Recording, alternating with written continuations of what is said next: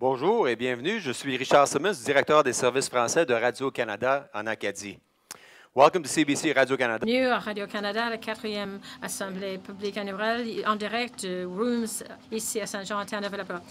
J'aimerais souhaiter une bienvenue très chaleureuse à tout le monde qui sont ici, qui sont sur le web, ici sur Twitter, ici à Saint-Jean. I would like to underline... L'équipe de la haute direction de CBC Radio-Canada et des membres du conseil d'administration. Certains d'entre eux seront d'ailleurs invités à répondre à vos questions. In the course of the next 60 minutes, pendant les 60 prochaines minutes, le président du Conseil, Rémi Racine, président et PDG Hubert Delacroix et la vice-présidente et chef des services financiers Suzanne Morris vont passer en revue les points saillants de l'année dernière et donner un survol de ce que nous avons dans le futur. Nous avons le plaisir d'avoir parmi nous 4 journalistes de Radio-Canada et CBC, David Cochrane, Sylvain Buttermarton, et ils vont se joindre à nous pendant la deuxième partie de la réunion pour discuter de certains thèmes dans notre rôle de radiodiffuseur. Il y aura une période de questions après la discussion du panel. On va accepter des questions en direct disons, de la salle et aussi email instrumentaire. Pour ceux qui sont en ligne, je vous invite à commencer à envoyer tout de suite vos questions. Allez en bas du champ et au fond du lecteur et envoyez nos questions. Pour ceux qui sont avec le Twitter, utilisez hashtag et en français au mot-clic RCAP. Before beginning. Une vidéo qui résume bien ce que nous faisons à CBC Radio-Canada. This video will give you a snapshot of the... va vous donner une sorte instantanée de tous les services que nous fournissons aux Canadiens d'une côté à l'autre. Amusez-vous bien. CBC Radio-Canada. Television. Radio. Digital. Ce soir, c'est extrêmement. Continuing to lead. This is your network, CBC News Ottawa. Pour offrir un contenu auquel les auditoires ont accès, à leur convenance. CBC Radio-Canada, une programmation pour et sur les Canadiens. As we build on our success, sharing from coast to coast to coast, our stories, our conversations. I mean, who in their right mind thinks that every religion is equal? I mean, yes, but you're not normal. On air, online, and mobile. Excuse-moi, Gabriel. Je te présente Francis Saint-Pierre. Pour témoigner clairement de nos différences. Ils ont 1 million à investir. Qui saura les séduire? Qui saura s'enrichir? Like Arctic Air, set in Yellowknife, starring Adam Beach. And Eighth Fire, a 4-part television event, along with original programming on radio and online, about Canada's First Peoples and how they are redefining their relationship with us and the world. Projects like the Hamilton Station, et le lancement des services Rive-Nord et Rive-Sud de Montréal de Radio-Canada illustre notre nouvelle approche locale en tirant avantage des nouvelles technologies de communication. There are no geographical or technological barriers. C'est le grand retour de la production du téléjournal dans l'Est du Québec, dans la toute nouvelle maison de l'Est à Rimouski. As a public broadcaster, it is imperative for us to bring the power of all our assets, broadcast, digital, and our stars. Combinés autour de grands événements qui favorisent la sensibilisation à des enjeux nous concernant tous. Comme la boussole électorale. A one-of-a-kind interactive online tool that helps voters make a more informed decision at the polls. Vivez mieux. A rich digital initiative to support better nutrition and health. Voilà la réussite de CBC Radio-Canada en matière de diversité.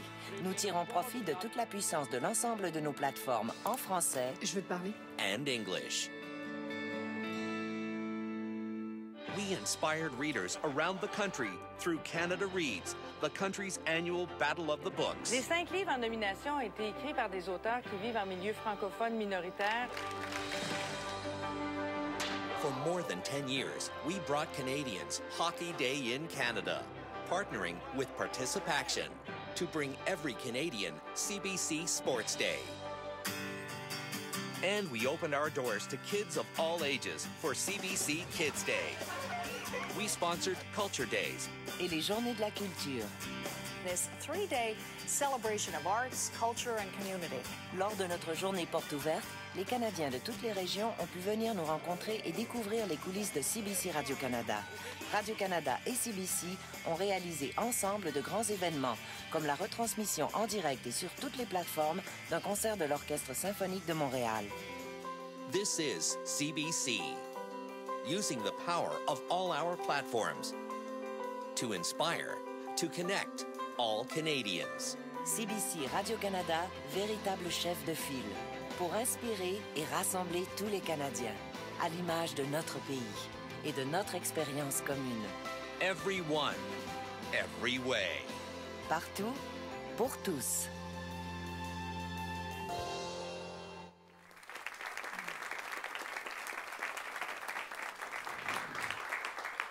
And on that great... Et avec cette note-là, bienvenue, s'il vous plaît, Hubert Lassin, qui est directeur, disons, du conseil d'administration CBC Radio-Canada.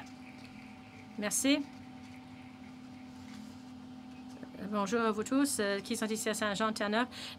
Beaucoup de plus qui assistent à cette réunion avec le WebQuest et avec le Twitter à travers le pays. Bienvenue à cette assemblée publique annuelle, 4e réunion de Radio-Canada.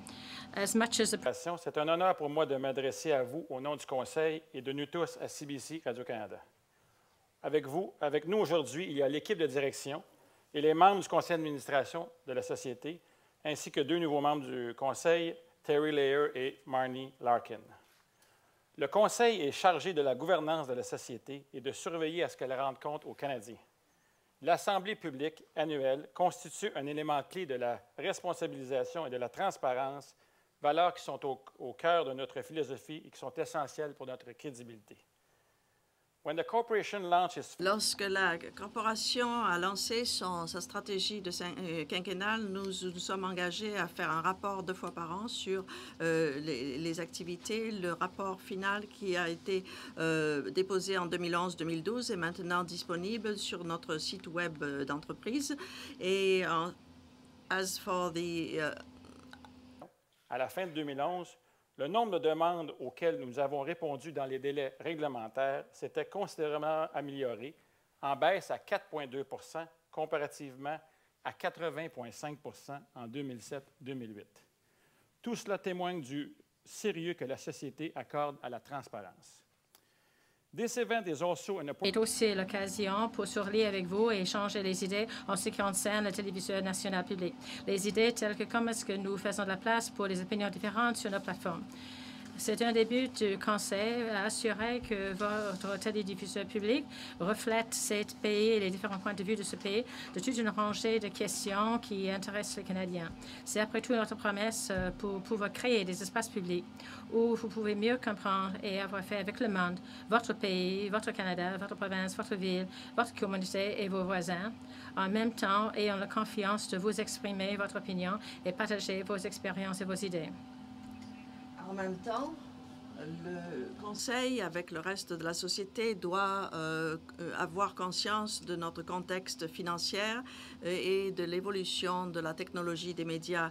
Le Conseil a la responsabilité de poser les bonnes questions aux gestionnaires pour s'assurer que la société continue à réduire les coûts et tout cela pour être aussi efficace que possible et investir le maximum dans la création de contenu avant que je donne la parole à ce président directeur général de CBC, j'aimerais de la part du Conseil à exprimer mon admiration de ce président partant, Timothy Garnett, d'avoir quitté le Conseil avec, disons, avec ce mandat de 5 ans. Je veux lui montrer aussi ma reconnaissance aux collègues du Conseil de leur contribution d'une grande valeur et l'engagement continu aussi.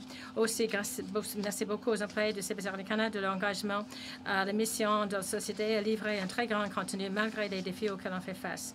Finally, qui continue d'appuyer et d'encourager CBC Radio-Canada. La raison d'être de la société est d'offrir ses services, de présenter des histoires qui sont les nôtres en tant que Canadiens et de veiller à ce que vous puissiez vous approprier une place dans le paysage médiatique dont nous pouvons être fiers.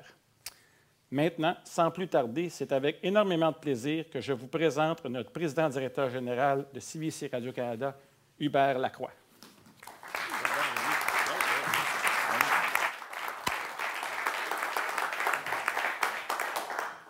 Bonjour à tous. Merci Rémi. Merci à tous ceux qui sont sur le web avec nous. Good day. For us, pour nous, cette année, pendant l'année écoulée, il s'agissait surtout de notre stratégie quinquennale 2015, partout pour tous et sa mise en œuvre d'un océan à l'autre. Il s'agissait de devenir plus distinct comme Canadien, plus régional et plus numérique. Il y a 2 ans, quand nous avons lancé Stratégie 2015, on nous a demandé si les informations en fin de semaine locales, qu'est-ce qu'on pouvait... Et nous voici 2 ans plus tard avec un nouveau programme d'information en fin de semaine et en fin de soirée à la télévision, à la radio, en ligne dans des villes comme Edmonton, Montréal, Ottawa, dans le Noir et ici à St. John's. Pour vous ici et pour le reste de Terre-Neuve-Labrador, ça veut dire qu'on avait développé plus un point, une émission au sujet disons, des dettes de l'actualité actuelle, les politiques qui s'est lancée pendant les élections provinciales de 2011, animée par David Cochrane, qui va venir ici avec nous un peu plus tard pour notre discussion de panel. On peut maintenant comprendre un petit bref communiqué de 20 minutes à la télévision et aussi une émission téléphonique de demi-heure vendredi après-midi. Today, we are offering to... Avec du contenu qui va de la musique classique aux émissions pour enfants, en passant par une télé-réalité intelligente et par les arts de la scène. However, malgré tout, et en dépit de tous nos progrès et nos réussites, ainsi que notre volonté de tenir toutes les promesses inscrites dans la stratégie 2015, le radiodiffuseur public continue à être confronté à une variété de défis au niveau de la réglementation et des finances. Le premier de ces défis, c'est l'écosystème dans lequel nous fonctionnons. En 2008, l'intégration verticale était limitée aux conversations dans les salles de réunion de la haute direction et le paysage médiatique du Canada se composait encore de plusieurs compagnies indépendantes éparpillées dans divers segments des médias. Et ce n'est plus le cas. Aujourd'hui, la grande majorité du contenu médiatique est contrôlée par 4 entreprises, Bell, Rogers, Shaw et Québecor, qui ont une immense influence sur notre système de radiodiffusion et ils dominent le marché. Ensemble, ils contrôlent presque 85% du marché de la télévision. En fait, ces 4, plus TELUS, contrôlent 83% des revenus de toute la radiodiffusion et des télécommunications. Et si l'offre de Bell... Si l'offre de Bell a acheté Astromedia réussit, Bell contrôlerait 36% des recettes conventionnelles de la télévision d'après le dernier rapport de la CRTC. Cela veut dire que c'est 2 fois le montant de son concurrent le plus important. Et à la radio, du côté de la radio, le contrôle serait jusqu'à 31%. On ne dit pas que c'est quelque chose de mauvais ou c'est bon, on vous donne simplement les faits. Alors, ces faits, ces pourcentages, ces chiffres, qu'est-ce que ça veut dire pour les Canadiens, pour vous, dans cette salle? Et aux Canadiens qui nous écoutent. Alors, ils nous disent que la diversité et la rangée de voix dans les médias canadiens est en jeu. Et que ça, c'est quelque chose dont chaque Canadien dans cette salle devrait s'inquiéter. Malgré la qualité presque sans limite et le choix de contenu disponible, il y a très peu de ceci qui est canadien quand il s'agit de la télévision canadienne et très peu du reste qui est libre d'un petit nombre d'agendas commerciaux. Et c'est là où la télédiffusion publique entre en jeu. Et c'est là où nous, on entre en jeu. Sur cette diapo, qui montre les horaires de grande écoute des émissions de télé CBC, CTV et Global pour cette saison, les blocs en rouge représentent les émissions canadiennes et les bleus, toutes les autres. Nous avons déjà montré cette diapo dans les assemblées publiques précédentes car il faut en parler et comprendre ce que ça signifie. C'est ici que nous nous démarquons.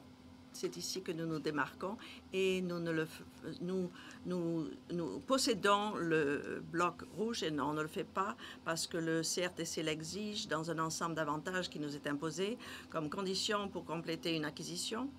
Nous le faisons parce que nous croyons que c'est le cœur de notre mandat. La télévision canadienne coûte cher.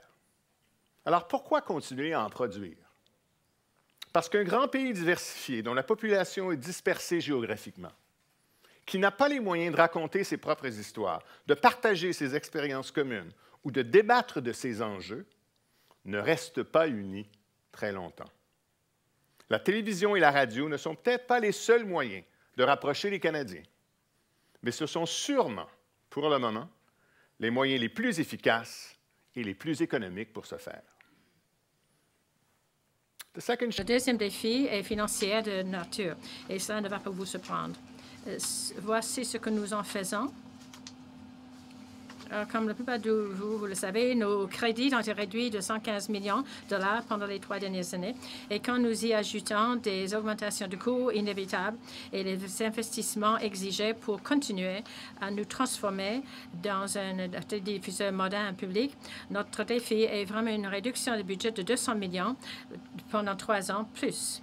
Une dépense de 500 millions une fois pour la séparation. Et la décision de la CRC en juillet a éliminé le soutien pour les programmations locales télévisées en ne pas continuant le LPIF ou le APFL. Évidemment, ajoute à nos problèmes, disons, financiers. Et en ce qui concerne la justification d'éliminer les 2,17 $ frais dans ce qui concerne la facture de câble pour baisser les coûts pour les consommateurs, je ne suis pas sûre que ça fonctionne, puisque je viens de recevoir un avis de mon câblodistributeur disant que le coût du service de câble va augmenter de 1,99 $ par mois et pour la deuxième fois en 6 mois. Cette fois-ci, le câblodistributeur justifie cette augmentation parce qu'il doit couvrir l'augmentation du coût des redevances qu'il doit payer pour ses émissions, l'augmentation du coût de son équipement numérique. Voilà, une des priorités de la société est d'améliorer le service local. Parce que si vous vous souvenez de ce que j'ai dit au début de cette présentation, la décision du CRTC ne change pas cela. Mais il est certain qu'elle va affecter négativement la programmation locale de la télévision dans les petits marchés. Jusqu'à maintenant, nous avons mis en place un certain nombre d'autres solutions pour faire face à nos défis financiers. Nous avons, par exemple, complètement transformé Radio-Canada International, qui diffuse maintenant seulement sur le Web en 5 langues, le français, l'anglais, l'espagnol, l'arabe et le mandarin. Le 24 juin marquait d'ailleurs la fin de la transmission sur ondes courtes de ce service. We've also shut down on... Si nous avons aussi fermé le 21 juillet, 31 juillet, tous nos, disons, transmetteurs de télévision analogique, y compris plusieurs certains neufs. Malheureusement, dans quelques endroits autour de la province et dans d'autres provinces aussi dans ce pays, l'arrêt a eu un effet sur plus que simplement les utilisateurs d'antennes. En outre, nous avons envoyé une lettre copiée, envoyée aussi à la CRT par un des députés de Terre-Neuve, M. Jim Bandit de Saint-Barbe, qui avait dit qu'il s'inquiétait que certains abonnés à Eastling, dans l'ouest de Terre-Neuve, ont perdu l'accès à la programmation de la CBC locale. Nous sommes bien conscients de ce problème. Sachez que c'est seulement temporaire. Nous travaillons beaucoup avec Eastlink et la situation va être résolue en janvier. Et en fait, merci beaucoup pour votre patience dans cette situation. En août, nous avons aussi annoncé la vente de Bold, une de nos chaînes spécialisées, et nous avons annulé le développement des 3 autres. Nous réduisons aussi la programmation en musique, en sport et même en information. Et nous avons l'intention de diminuer de 800 000 pieds carrés nos biens immobiliers pour 2017. Pour le reste de l'année fiscale, pendant le reste de cette année, les audiences sur le renouvellement de notre licence vont commencer le 19 novembre. Les Canadiens ont maintenant l'occasion de rappeler au CRT l'importance de ce programme d'information canadienne qu'on vous apporte et des autres services qu'on vous donne. Ça fait 13 ans depuis qu'on a renouvelé nos licences. C'est maintenant le moment.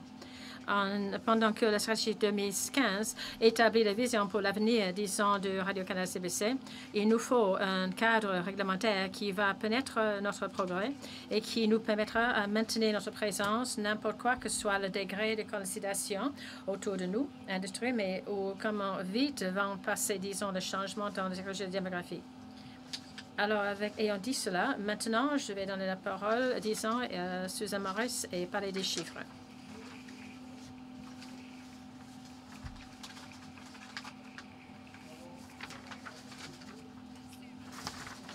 Thank you. C'est avec plaisir que je suis ici aujourd'hui pour vous présenter un bref survol de nos résultats financiers pour 2011-2012, ainsi qu'un aperçu du présent exercice. Passons en revue rapidement nos résultats financiers pour l'an passé. Last year, total revenues. L'année passée, nous avons augmenté par 4%. Les revenus de publicité ont augmenté, surtout à cause d'un programme télévision très fort. La saison de hockey et les élections fédérales. Les revenus numériques ont aussi augmenté, surtout à cause du succès de nos deux plateformes, les services spécialisés. Les services, ça a augmenté et surtout la performance très forte de notre réseau de nouvelles et les augmentations des dépenses d'exploitation ont augmenté selon l'année précédente et ça reflète les coûts sur qui va avec notre plan de 2015. Le fournissement gouvernemental a diminué de 5 millions de dollars et cela était surtout à cause d'une, réduction incrémentale du budget qui avait lié aux mesures continues qu'on avait déjà annoncées dans le dernier budget. Cela, c'était l'année dernière. Et maintenant, alors jusqu'ici, cette année, cet exercice financier Radio-Canada avait fait avec, des défis financiers importants. Hubert vous donner les mesures, parler des mesures qu'on a pour essayer de faire face à ces problèmes.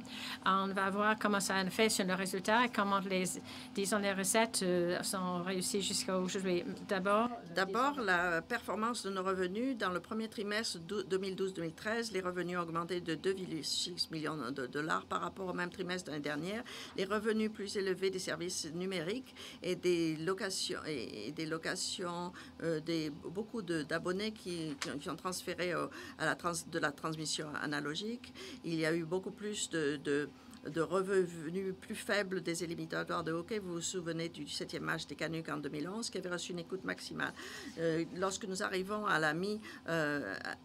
au milieu de l'année de notre revenu, nos dépenses ont augmenté dans le premier trimestre à cause de la restructuration. Nous espérons éliminer jusqu'à 475 des 650 postes qui doivent disparaître. Nous avons eu des frais de 3 millions de plus supplémentaires cette année et 8 millions pour les années 2 et 3. Il y a aussi 26 millions de dépréciation qui reliées à la fermeture de notre télévision analogue et d'autres. Nous avons de 5 millions de plus pour les locations de notre télévision analogue pour la fermeture. Les biens de RCI et analogue, les effets. Et nous avons explique l'augmentation dans les crédits avec les trimestriels.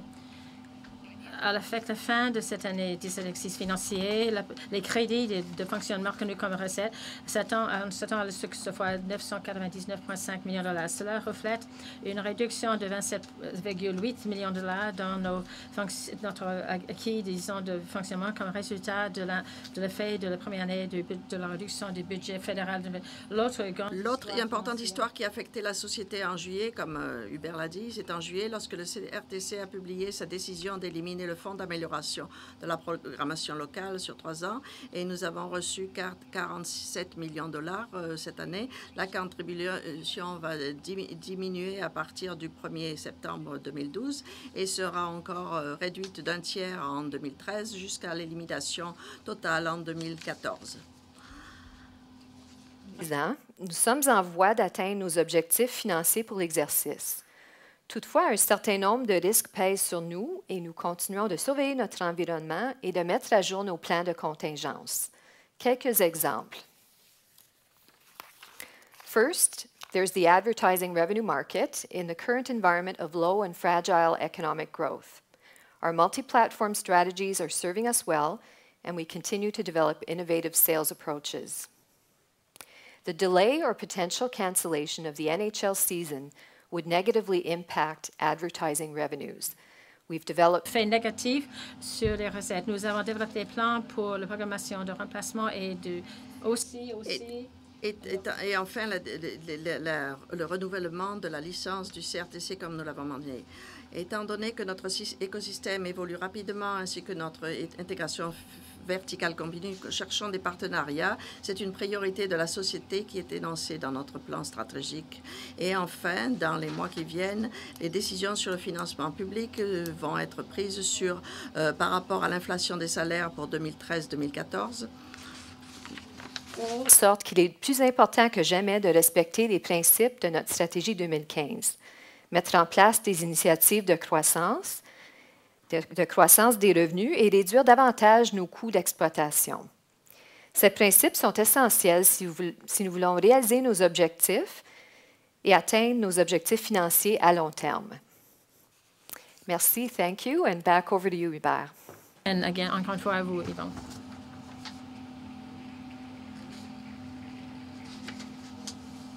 Merci, Suzanne. La situation de CBC Radio-Canada présentement et de nos enjeux à court terme. Mais qu'en est-il du plus long terme? Well, the future of media is... L'avenir, disons, des médias, comme vous savez ici, est participatoire et collaboratif. Vous savez tous, il s'agit plutôt d'expériences actives avec le contenu des gens plutôt que la consommation passive de celle-ci. Partager, interagir avec tout cela, co-créer tout cela, recréer tout cela. Tout cela fait partie de cette question. Alors, le CBC Radio-Canada va avoir besoin de déviser de nouvelles façons qui vont permettre à ce que la CBC Radio-Canada soit le premier lieu où les Canadiens, disons, considèrent qu'il s'agit des expériences pour le Canada, pour la culture et pour la vie démocratique. C'est notre but. Et tout qui n'est pas ça n'est pas assez bon, ne suffit plus. Merci. Merci, Richard.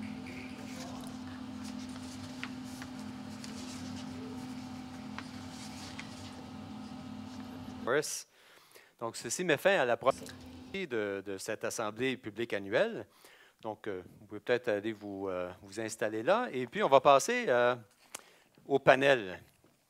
I'd like now to introduce our 4 panelists and kick off. J'aimerais vous présenter les 4 panélistes. On va applaudir. D'abord, Adrienne Arneseau est une correspondante pour The National à partir de Toronto. Elle a travaillé à partir de Londres, Jérusalem et Washington. Elle a été gagné plusieurs prix Gemini. Elle a reçu le prix de la journaliste de l'année de la Commonwealth Broadcasting Association en 2005.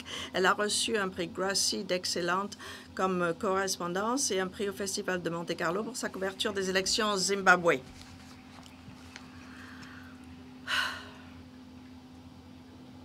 David Cargren est reporter des affaires provinciales pour la CBC à Terre-Neuve et Labrador et c'est l'hôte de l'émission hebdomadaire On Point, une émission téléphonique politique. Il est né à St. John's.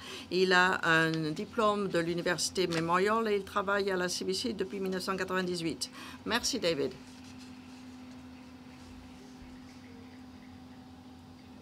The anchor of le téléjournal de Radio-Canada on the National Network. À titre de correspondante à l'étranger pour CBC et pour Radio-Canada, Mme Galipeau a été en poste à Londres, à Moscou, à Beijing, à Paris, où elle a couvert les événements marquants des 20 dernières années en Tchétchénie, au Kosovo, en Irak, en Algérie, pour ne nommer que quelques endroits. Elle est notamment lauréate des prix des médias d'Amnesty International de 1995. En 2009, elle a été nommée officière de l'Ordre national du Québec et désignée comme l'une des femmes les plus influentes au Canada par le Globe and Mail. Bienvenue, Céline.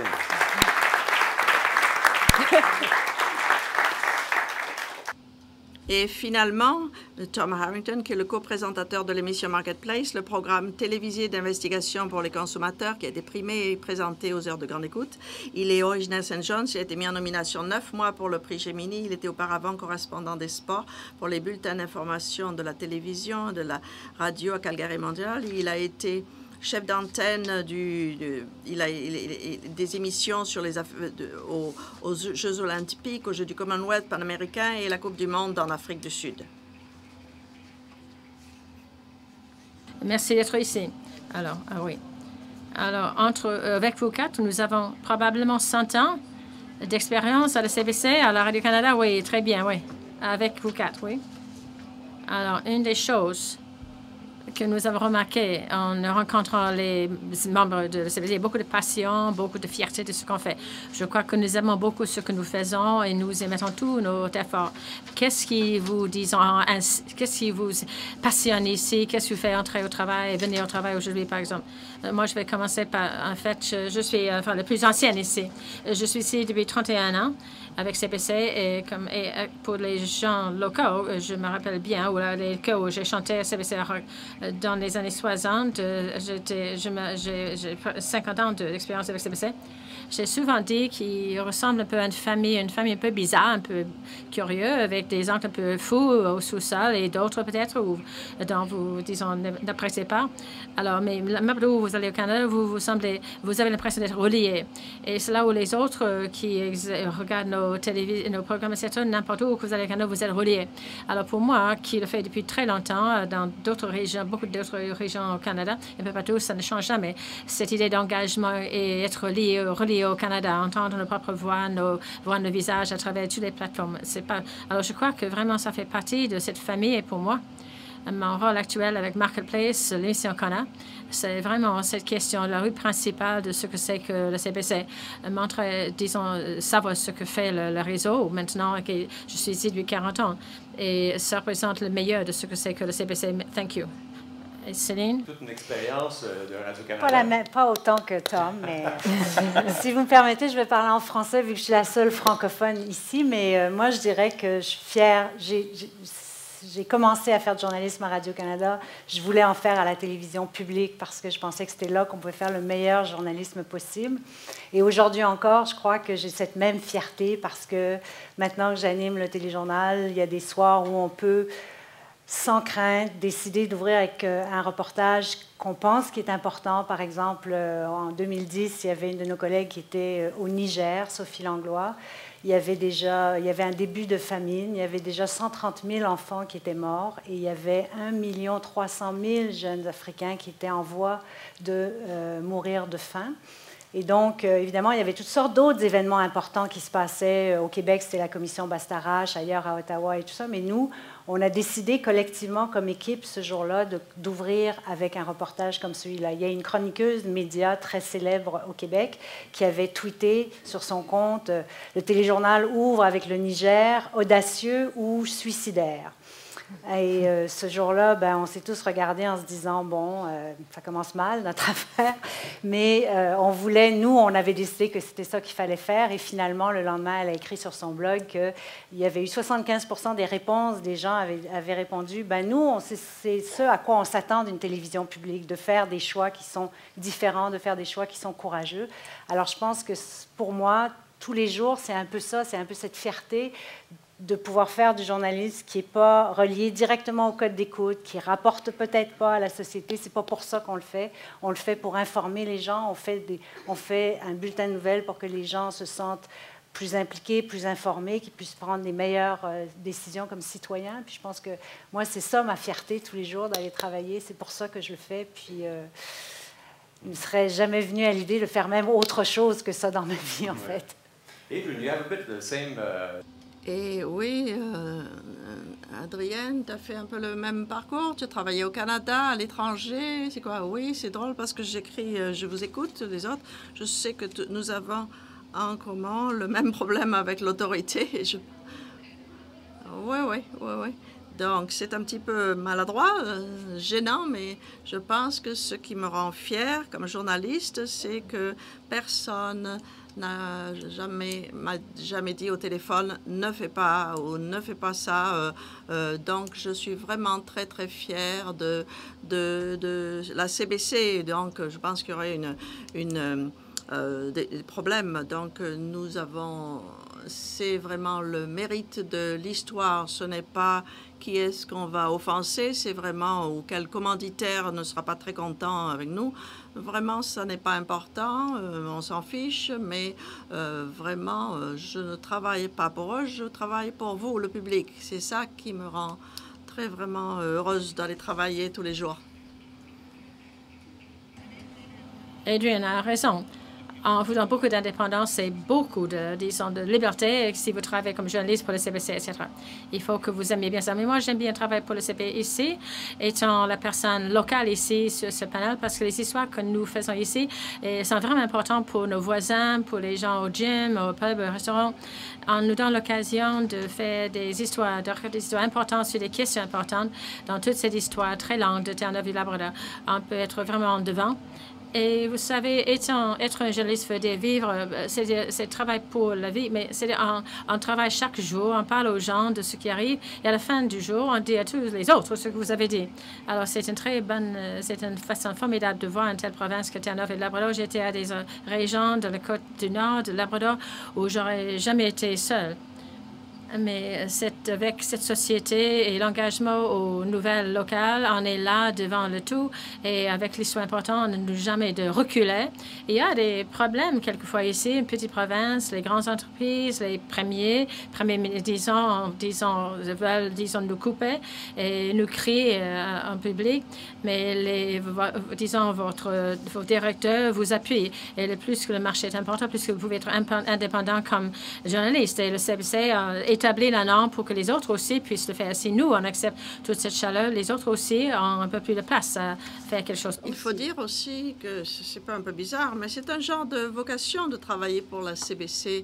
Peu importe où on va, les gens y croient. Ils ne seraient pas là s'ils ne croyaient pas à la CBC. Et dans notre industrie, il y a beaucoup d'emplois qui sont mieux payés, mais nous sommes à la CBC parce que tout ce que mes collègues viennent de dire, il y a beaucoup d'occasions de faire ce que l'on croit comme journaliste.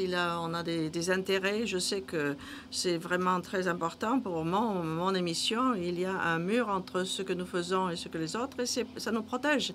Et les gens aiment bien regarder nos émissions. Donc, tous ceux qui travaillent à la CBC croient en la radiodiffusion publique. Et ça, c'est vraiment important et ça se voit. Et ça fait longtemps qu'on est là. J'ai vu ce qui est arrivé dans les 30 dernières années, mais c'est vraiment, je suis très passionnée par la CBC.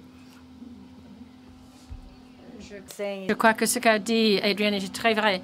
Quand vous êtes journaliste à Radio-Canada ou CBC, c'est quelque chose qu'on vous demande sans cesse. Alors, pendant la période des élections, par exemple, est-ce que il y a des instructions à dire ou faire une certaine histoire ou ne pas faire une certaine histoire? Et moi, pendant toute ma carrière, cela ne m'est jamais arrivé ici au Canada ni ailleurs que quelqu'un m'appelait, par exemple, ou pour me dire, je crois peut-être vous devriez faire attention ici, comme disons rédactrice, par exemple, ou quelqu'un qui fait, quelqu'un va vous donner peut-être des instructions, des renseignements, on va parler, n'est-ce pas, de certains enjeux avec le conseil de rédaction, mais jamais le côté politique a joué un rôle dans notre, disons, ce que nous faisons. Oui, ça, c'est très important. Vous quatre, vous êtes déjà, nous savons pourquoi est-ce qu'on fait cela? Nous essayons de le faire, de créer ce dialogue avec les Canadiens dans cet espace public pour développer cette diversité, les différentes cultures. Comment est-ce que ça se traduit dans votre travail? Adrienne, c'est bizarre parce qu'on en parlait hier. On a fait une répétition et la phrase « espace public » c'est un terme qui est un peu difficile à comprendre, comme l'intégration verticale. Qu'est-ce que ça veut dire? Je suis bien contente de ne pas avoir à m'occuper de ça. Mais ce qui me mélange un petit peu, c'est la notion d'espace. C'est ce que nous faisons tout le temps. Dans le passé, c'était peut-être... regarder la télévision, c'était quelque chose de très passif. Quelqu'un prenait des décisions, il voulait montrer à la télévision, et on regardait ou on ne regardait pas, et c'est tout. Mais ce n'est plus comme ça maintenant. Il y a une intégration massive. Tout le monde participe, communique. Donc, tout ce que nous faisons, c'est dans l'espace public, et il y a beaucoup d'émissions qui le font de certaines façons. Le Fifth Estate, c'est ce qu'il y a de meilleur dans n'importe quel programme d'investigation dans le monde entier. Ils ont fait basé sur le G20. Ils sont allés chercher les vidéos de YouTube, ils sont allés voir, demander aux personnes qu'est-ce que vous avez vu avant de mettre de télécharger sur le web ou non. Et on a vu vraiment d'une perspective différente de ce qui s'était passé. Et ce n'était plus le rapport officiel, c'est une interaction avec le public, c'est la facilité de collaborer pour aller enquérir sur la vérité et la révéler. Cet espace peut être un peu différent pour les télévisions publiques. CBC comparé aux autres, par exemple. Je crois que si je peux simplement dire, les attentes sont un peu différentes parce que vous êtes là, vous nous payez, n'est-ce pas? C'est-à-dire, nous sommes complètement accessibles. Ça, c'est l'idée qu'on a au Canada. Alors, pour moi, l'idée de espace public, c'est métaphysique et aussi physique. C'est comme si on faisait la télévision. Les gens, disons, il y a des jeunes, ils regardent la télévision, et puis ils nous voient, ils disent bonjour, salut. Et c'est vraiment qu'ils sont très reliés au bâtiment même du CBC. Et il y a quelques ans, il y avait même des sortes d'amusements en dehors. On pouvait voir sur l'écran les gens ensemble, mais c'est comme si maintenant on entre dedans maintenant. Et alors maintenant, comme avait dit, nous sommes plus pacifiques, nous engageons beaucoup plus les gens. Alors l'espace public, maintenant, il est là dans le sens physique, mais l'espace physique aussi, métaphysique. J'ai fait une mission sur Marketplace l'année dernière où on avait invité des gens qui faisaient des réparations à la maison pour voir avec des caméras cachées, pour voir s'ils étaient légimes. C'était 1 heure de transmission à travers le pays diffusion. Et on avait, disons, à travers tout le pays, jusqu'à, disons, minuit et plus, en interagissant avec les gens qui regardaient ou qui acceptaient le commentaire, les idées. Alors, nous répondions, mais chaque personne pourrait lire. Les gens apprennent les uns aux autres, à eux aussi, aux autres. Alors, ils nous faisaient des critiques, ou disons, alors c'était tout de suite, c'est quelque chose de nouveau partout dans le pays. Et nous avions l'accès aussi à ces gens qu'on n'avait jamais eu avant. Ça, c'est aussi l'espace public. Oui. Ça se traduirait peut-être dans cette expérience-là. C'est drôle parce que quand on a commencé à parler d'espace public hier, moi, j'avais aussi un petit peu de difficulté. C'était un peu théorique comme principe. Puis, évidemment, j'en ai rêvé toute la nuit. Et là, après, juste à coup, je me suis réveillée. Je me suis dit, ah oui, mais l'espace public, au fond, c'est ce qu'on fait. Un bulletin de nouvelles, ça reflète un peu ce qu'est cet espace public-là tous les jours. Mais pendant la dernière campagne électorale, je pense qu'on a vraiment testé un peu la machine.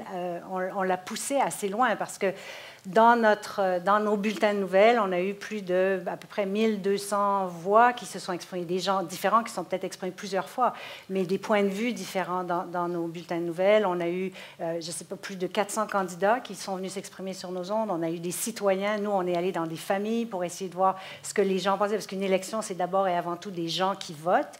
Et donc, on a décidé qu'on irait directement chez eux pour voir. Et ça reflétait tout à fait en fait, ce qui est arrivé, quoi. Les gens étaient un peu indécis et tout ça, puis peut-être qu'on pourrait parler plus d'indécision, on pourrait parler plus de sagesse populaire. Finalement, les gens étaient très sages, mais il y a eu une expérience extraordinaire avec la boussole électorale. On l'avait déjà essayé aux élections fédérales. Cette fois-ci, les gens étaient un peu plus familiers avec le concept, mais c'est-à-dire qu'on permet aux gens de comparer leur position sur certains grands enjeux d'une campagne électorale avec celle des partis. Donc, ça leur permet de se situer beaucoup plus facilement sur le dans le spectre politique. Bien, là-dessus, il y a eu... moi, j'en revenais pas parce qu'au début, on nous disait il y a tellement de monde, il y a un engouement populaire extraordinaire. Et là, tout à coup, on s'est rendu compte qu'il y avait 1,5 million de personnes qui sont allées jouer avec la boussole. Donc, c'était une interaction directe. Et je pense que ça, là-dessus, les gens pouvaient se situer eux-mêmes. Et ensuite, nous, on a utilisé leurs données pour faire des reportages sur ce qui se passait avec des immigrants. Par exemple, comment est-ce que le vote des immigrants avait changé, il n'était plus tout à fait donné au Parti libéral, par exemple. Certains ont examiné d'autres partis. Alors là-dessus, sur les jeunes, comment les jeunes réagissaient dans cette élection-là. Et on savait, à cause de tout le conflit étudiant, comment au Québec, le point de vue des jeunes allait être important. Donc, cette interactivité qu'on a eue avec la boussole électorale, ça a été un outil extraordinaire. Pas seulement pour les gens, pour pouvoir s'exprimer, pour pouvoir se situer, mais aussi pour nous, comme journalistes, pour apprendre des choses. Donc là-dessus, je pense que ça a été... on a poussé ça. Évidemment, sur Twitter, on avait, par exemple, chaque fois qu'on a fait des entrevues avec des politiciens, on a eu un échange et un dialogue avec les gens qui a été incroyable, à tel point que nous, maintenant, quand on prépare nos entrevues, bien, très souvent, on va poster l'après-midi sur Twitter, bon, on va interviewer, disons, on n'ose pas souvent dire, on n'osait pas trop dire Jean Charest parce que là, on avait une avalanche de réactions, mais dès qu'on fait une entrevue avec un politicien maintenant, ben, on va le mettre sur Twitter, les gens vont nous dire ce qu'ils aimeraient bien savoir de ce politicien-là, et quand on retrouve... Au début, on mettait une question du public, mais maintenant, ce qu'on se dit, c'est que ça peut influencer la façon dont on va faire notre entrevue. Donc, aux coulisses du pouvoir, ils font ça constamment. Donc, c'est assez, pour nous, c'est devenu un outil, ça nous aide à travailler, je pense. David, I know you're very active on... Alors, vous êtes très actif avec les networks, les réseaux, disons, sociaux. Comment est-ce que cette nouvelle technologie en général, comment est-ce que ça, par exemple, réussit pour nous? Nous en servons beaucoup. Pendant les dernières années, nous avons eu 2 émissions, Public Space et On Point. Et On Point, c'est un programme de télévision le week-end, fait avec la politique et plus court, plus social. L'émission à la radio, c'est plus interactif. Et généralement, nous avons 3 politiciens dans le studio chaque semaine, mais nous cherchons des rétroactions, surtout avec les médias sociaux.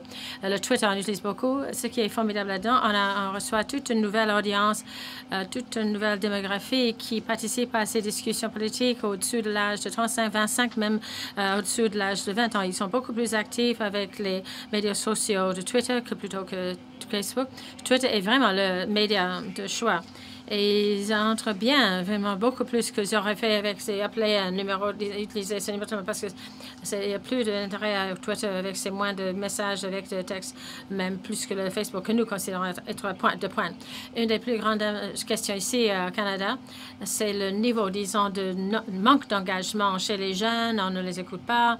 Ils se sentent vraiment ne pas avoir une plateforme pour parler. Et même si c'est 140, disons, caractères à la fois avec les pouces, ils peuvent taper très vite, ils peuvent faire un point que nous, on peut diffuser tout de suite, une question qu'on peut poser directement à un politicien sur une question importante pour ces jeunes. Et ça, c'est intéressant parce que, disons, la conversation publique dans cette province est dominée par une certaine génération que nous avons entendu parler très, très longtemps. Et si on peut utiliser les BlackBerry et les iPhones pour atteindre la prochaine génération, c'est intéressant ici. Ça crée une loyauté entre eux et nous, une perspective qu'on n'a pas eu toujours. Et on parle avec eux dans le terrain. On ne le fait pas venir vers nous. Alors, c'est quelque chose de très intéressant, un engagement de toute une audience que vous n'auriez pas pensé être intéressant à une telle émission de la radio. Une chose dont on parlait un petit peu dans le plan stratégique, une des priorités, c'est la place de la région. Comment pensez-vous, quelle est la place de la région? Oui, une chose sur CBC, on peut travailler au niveau régional, mais aussi être présent au niveau national. Je pense qu'avec dans les petits centres de population du pays, il y a toujours un intérêt, il y a des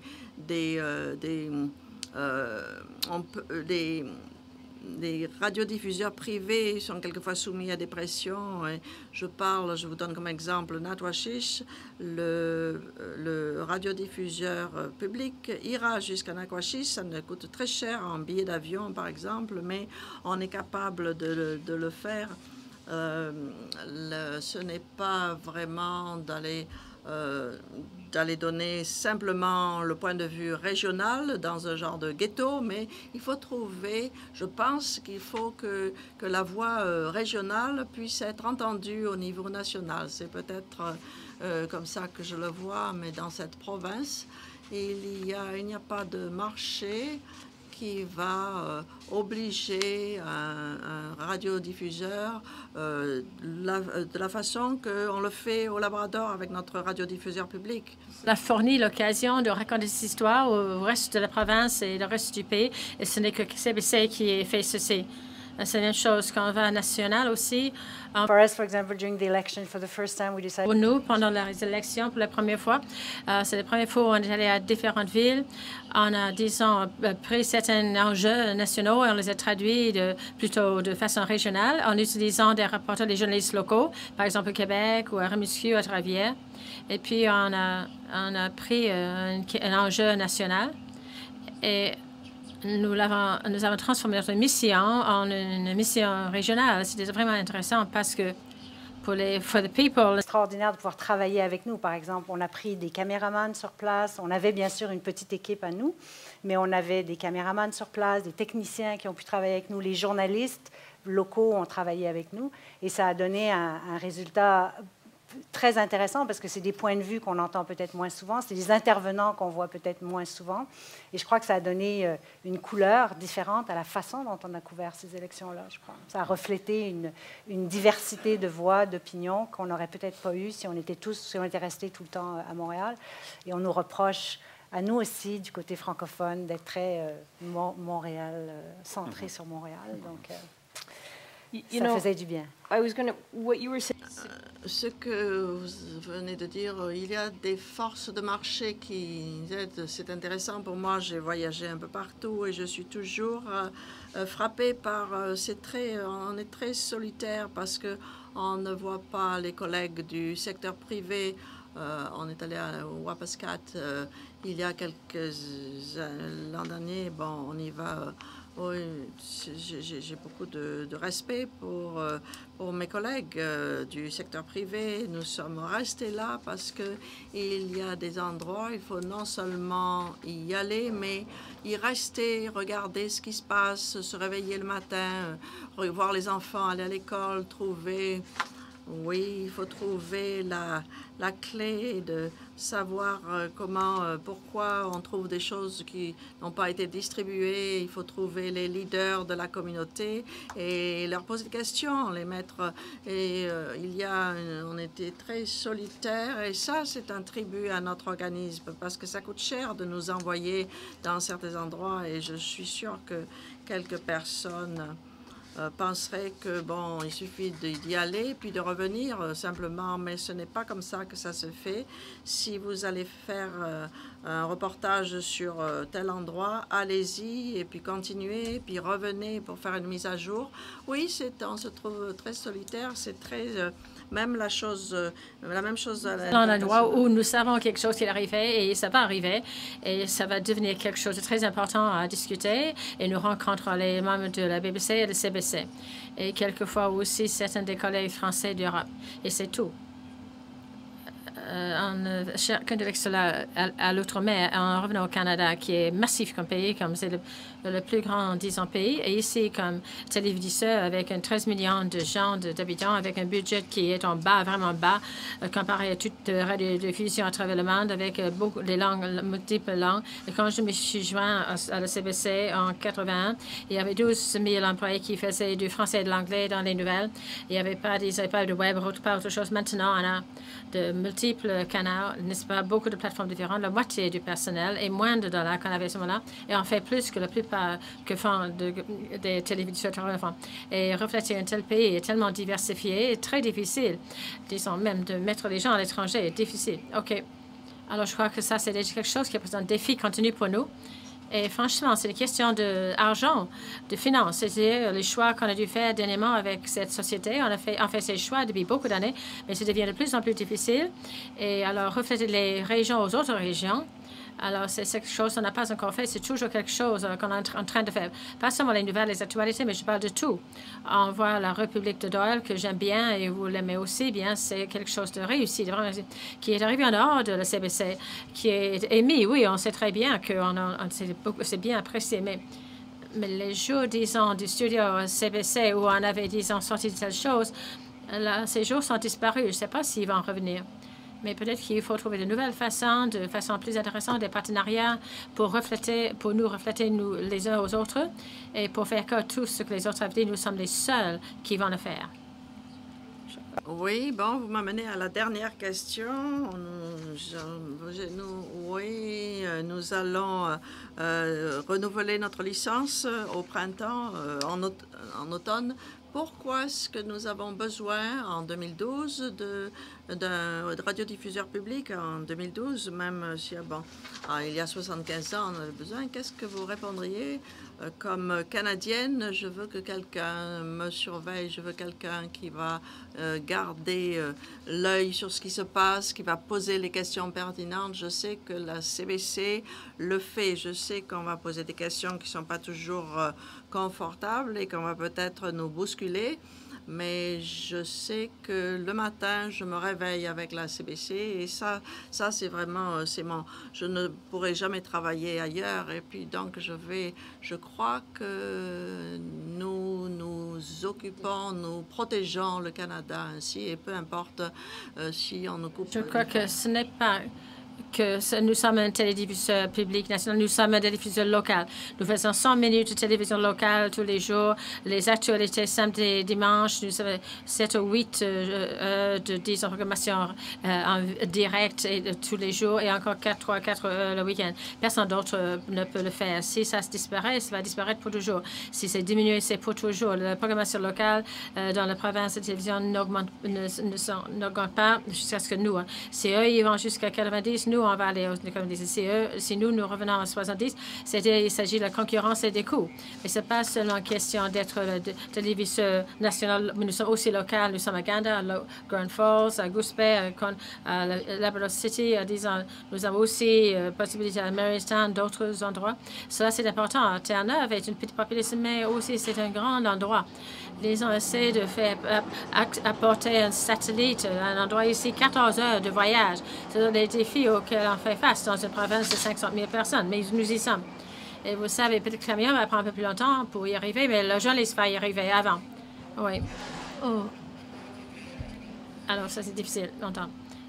Bon, donc, on aura peut-être...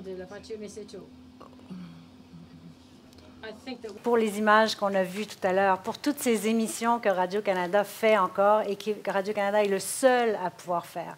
Parce que si on regarde, par exemple, à la télévision, au Québec, par exemple, toutes les émissions d'enquête qui ont fait bouger le gouvernement, qui ont amené une commission Charbonneau, qui ont fait bouger la démocratie, en fait, au Québec, mais c'est pour ça qu'on fait, mais pas seulement pour ça. Nous, on prépare maintenant les élections américaines, et quand on regarde tout ce que Radio-Canada, malgré toutes les coupures, malgré tout ce qu'on a vécu depuis un certain nombre d'années, je dirais la résilience des artisans, la résilience aussi d'une direction, puis je ne dis pas ça parce que nos patrons sont ici, mais la résilience d'une direction qui veut encore nous permettre de faire des émissions comme celle-là.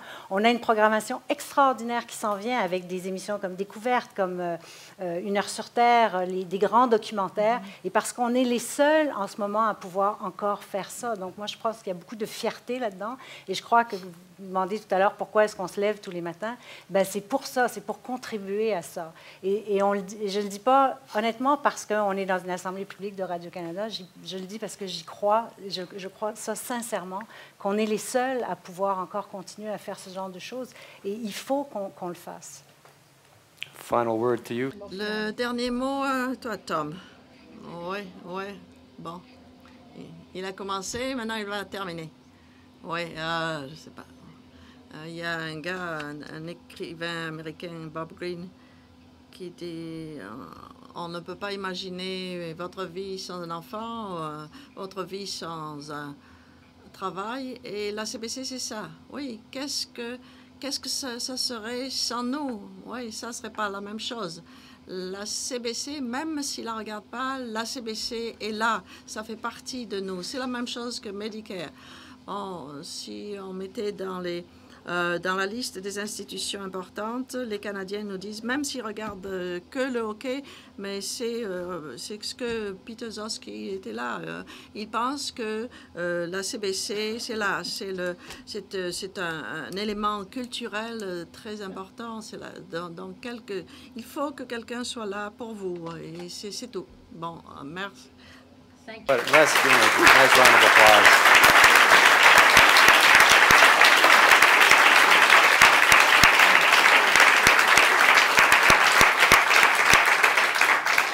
Très bons ambassadeurs de CBC et Radio-Canada. So that wraps up the second part. Et la deuxième partie de cette présentation. Merci encore une fois d'avoir partagé vos expériences, vos perspicacités, vos sentiments, vos idées aussi avec nous. C'est très important parce qu'il s'agit des sentiments, n'est-ce pas, de ce qui est essentiel avec CBC et Radio-Canada. Monsieur Hebert, Monsieur Arden, I would like to come to join with us here. Questions So time now for... Maintenant, il est temps de poser des questions. À vous la parole. Il y a plusieurs personnes qui nous regardent à travers le pays. Vous venez d'entendre, que ce soit l'intention d'Hubert, de M. Racine, de Mme Morris, ou d'une de nos personnalités ici de CBC et de Radio-Canada, vous n'avez qu'à compléter la section à cet effet au bas de votre écran. Vous pouvez également nous transmettre vos questions par Twitter au mot-clic RCAPA ou au hashtag CBCAPM in English. Nous prendrons également des questions déjà soumises par vidéo et naturellement, the audience here in the Rooms Theater is welcome to ask questions as well.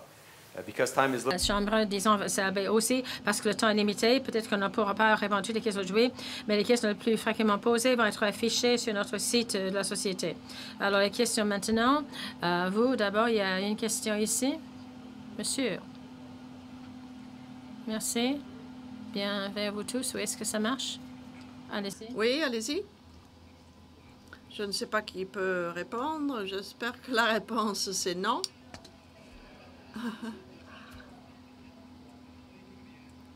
Oui.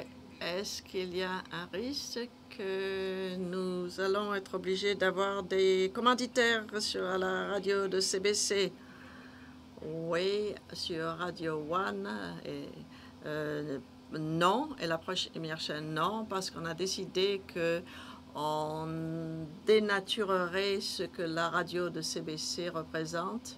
Radio One est la première chaîne. Donc, on est allé à Espace Musique et Radio 2. Nous pensons que c'est mieux placé pour mettre des commanditaires, pour nous rapporter des revenus. Et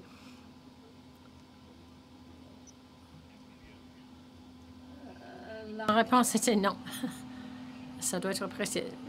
Pour le panel de questions qui se posent avec le courriel, qu'est-ce que vous avez à dire sur les jeunes journalistes en ce qui concerne la compétence nécessaire pour réussir? Ah oui, c'est voilà.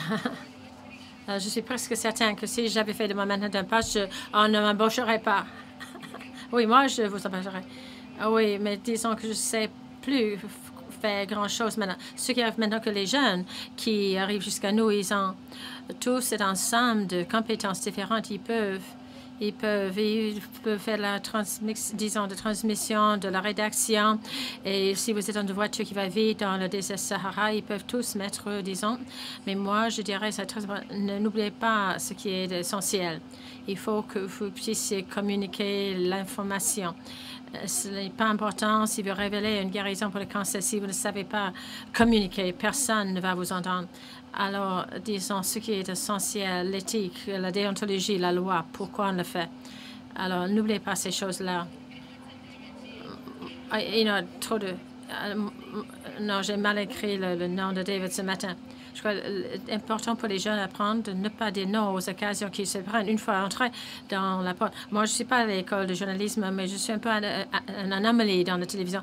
Mais j'ai reçu un poste d'été ici parce que j'étais étudiant avec un journal étudiantin. Et puis, en 1999, personne ne s'attendait à utiliser. J'avais un café et je rentrais. Et le patron, à ce moment-là, Peter Gallen, m'avait indiqué, il a dit, vous n'avez pas d'enfant? Non, j'ai dit non. Alors, vous pouvez, disons, aller avec l'autobus pour les élections. Et c'est là où j'ai commencé avec la radio CBC. Alors, c'est votre conseil de ne pas avoir des enfants. J'avais 24-25 ans à ce moment-là. Mais ces occasions se présentent et il faut les saisir. Et même cette possibilité d'avoir cet ensemble de compétences. Mais aussi, quelquefois, on voit, moi, je semble être plutôt vieux comme cela, mais disons, les gens veulent avoir le poste parfait tout de suite, mais ça n'arrive pas toujours. Il faut faire l'essentiel, dire oui à l'occasion, puis en profiter. Si vous faites cela, vous allez vous créer votre propre emploi, parce que vous pouvez même avoir un instituteur et vous pouvez rencontrer le moment limite où on peut trouver quelqu'un d'autre qui pourra le faire. Alors, disons, essayez de faire vite ce que vous avez à faire. Notre question est en vidéo que nous allons écouter. Bonjour CBC, je suis Dana. Je vous appelle de Vancouver, Russie. Il y a 40 000 Canadiens qui demandent de revitaliser, réimaginer CBC. Parce que pour donner la perspective canadienne, je suis étudiante de communication. Je sais qu'il est difficile de trouver des contenus, des arts, cultures et nouvelles qui sont uniquement canadiens. Mais ce contenu est souvent négligé par les secteurs privés. Donc, on peut relié à d'autres groupes producteurs ou du film. Et je veux que la CBC soit excellente, donc est-ce que la CBC va s'engager avec des organismes indépendants et des citoyens pour continuer à nous donner cette... I'll do the partnership thing, and then I don't want to repeat what our four guests talked about when they talked about the social engagement, but we'll come back to that in a sec because that's the way we're transforming ourselves. The partnership piece, it's very normal for us in an environment of diminishing resources. We absolutely need to think in terms of how can we be a facilitator or a connector and not simply the person that does it by itself. And that's in all areas, whether it's teaming up with somebody on a culture days. Avec quelqu'un, disons pas, OK, on va être quelqu'un qui va animer tout cela. Aussi quelqu'un qui était avec notre organisme pour, disons, faire une offre pour les jeux ou peut-être à Montréal, par exemple, où on était en équipe avec notre entreprise pour produire, pour faire la télédiffusion de la nouvelle émission. Parce que notre environnement est un environnement de ressources en diminution. C'est comme ça qu'il faut changer les relations pour se relier avec les Canadiens. C'est ce qu'on fait de plus, en plus, et qu'on va continuer à le faire. Alors, vous avez entendu parler ces quatre ici avec la contribution différente sur CBC Radio-Canada qui s'ouvre aux médias sociaux. N'est-ce pas? On a quelques exemples ici de ce qu'on vient de faire avec Radio-Canada. Disons, j'étais très frappée parce que vous avez dit là, on avait avant une mission téléphonique pendant à peu près 19-20 ans, mais maintenant, quelqu'un fait, disons, cette émission téléphonique sans téléphone. Il le fait avec, disons, la sphère sociale. Il fait du Twitter avec les gens. Les liens qu'ils ont là a fait avec l'interaction et le changement dans les interactions. Je crois que vos exemples, il y a quelques minutes, réussissent très bien à répondre à cette question. Oui, Tom, un des défis aujourd'hui dans les médias, c'est nous avons des auditeurs tellement loyaux. La nouvelle génération nous arrive de toutes les directions par contenu, opportunités, et ils font cela. Il y a plusieurs façons de livrer. Et donc, c'est un des défis d'essayer d'attraper la prochaine génération pour les accrocher. Notre émission, nous voyons il y a beaucoup de personnes. Si vous avez un téléphone cellulaire, une voiture, c'est de regarder notre show Marketplace. C'est très pertinent et c'est pour essayer de faire savoir cela aux nouvelles générations, avec tout ce qui entoure, tout le bruit qui nous entoure. Les médias sociaux, c'est vraiment important. Il n'y a pas de question. On dit cela, on n'a pas toutes les réponses. On sait toujours certaines choses. Il y a des expériences qui réussissent, d'autres qui ne le font pas. Il nous faut des rétroactions. C'est là où on pose des questions. Il faut qu'on ait des rétroactions pour rajuster certaines de nos expériences. Nous avons, disons, la première question sur le leadership de Keston. Un premier poste, disons, numérique à Hamilton. Ça, c'est vraiment une sorte de cas test. Nous avons aussi quelque chose de semblable à Montréal.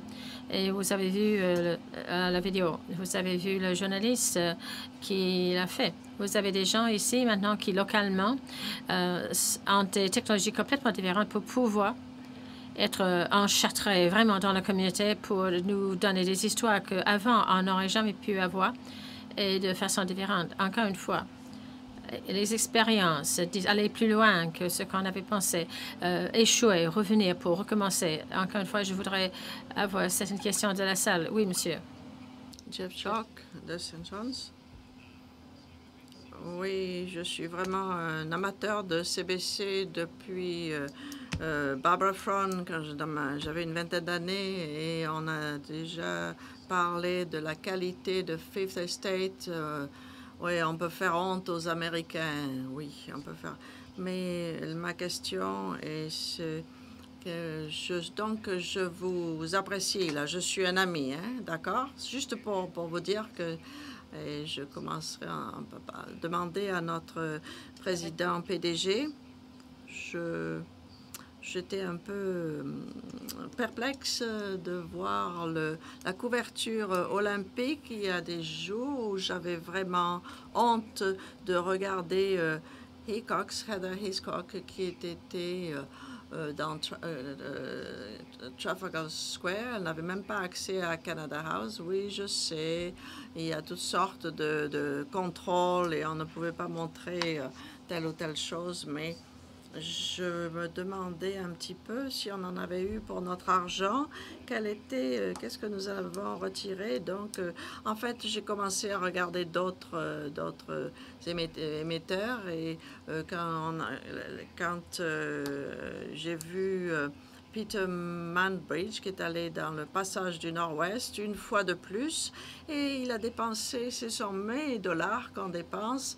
Adrienne, j'aime beaucoup votre travail. Pourquoi est-ce qu'on enverrait quelqu'un comme Adrienne de son calibre pour aller voir ce qui se passe lorsqu'il y a un ouragan? Alors ça, là, oui, vous avez des problèmes financiers, je sais, on l'a entendu dire, mais pourquoi? Qu'est-ce qui manque dans ces trois exemples? La valeur pour le public, la valeur pour mes dollars, alors que je pense qu'il n'y a personne dans cette salle qui pourrait dire qu'il est meilleur, qu'il aime la CBC. Il y a beaucoup de parties à cette question que j'essaie de rendre justice. D'abord, quand on parle des choix. En ce qui concerne la couverture des Jeux olympiques, on n'avait pas le droit, n'est-ce pas? Alors, vous ne pouvez pas voir les vidéos. Alors, c'était les photos. Alors, le but pour nous d'y être simplement de vous montrer quelque chose d'autre de Londres, à part la couverture et la télévision des autres qu'on n'avait pas fait nous. Alors, et nous, on ne pouvait pas mettre nos caméras dans certains endroits. Et il nous a fallu attendre en dehors, disons, de là où étaient les athlètes pour qu'on ait pu, disons, enfin, on a fait assez bien à rendre disponibles ces athlètes parce qu'eux, ils savent qu'entre les Jeux olympiques, nous sommes les seuls qui couvrent les sports ordinaires et qui vont vous montrer le développement des jeunes et des adolescents qui deviennent après des athlètes d'un calibre national et olympique. Et c'est pourquoi on est très content qu'on ait pu avoir l'entente de pouvoir rapporter les Jeux à CBC. On fait aussi les Jeux panaméricains qui sont aussi une étape importante. Oui, alors ces Jeux olympiques, pourquoi est-ce que vous avez eu cette difficulté avec les budgets? Oui, parce que c'est deux Jeux. Et le fait qu'on a essayé de décider, disons, les finances, alors on a dit que dans notre monde, on a gagné l'offre. Ça allait mieux avec notre ligne de fonds. Ça va être la programmation qui va apporter des dollars à la CBC, à la Radio-Canada pour qu'on puisse les investir ailleurs. Là, il s'agit des couvertures des Jeux et l'endroit, c'est limité ou quelqu'un qui n'est pas, disons, téléviseur des Jeux olympiques, qui essaie de montrer les athlètes la vie et ce qui arrive de façon différente. Je ne peux pas vous parler de pourquoi et d'unité. Peut-être qu'il pourrait vous dire pourquoi il est là. Amusant, cette question. Oui, c'est drôle. J'ai fait 2 ouragans, 2 semaines. Vous savez, oui, c'est Leslie. Oui, Leslie, ça ne me gêne pas que Leslie n'était pas aussi pire qu'on le pensait. Je pense qu'on n'est pas vraiment... C'était pas vraiment tant mieux pour Leslie.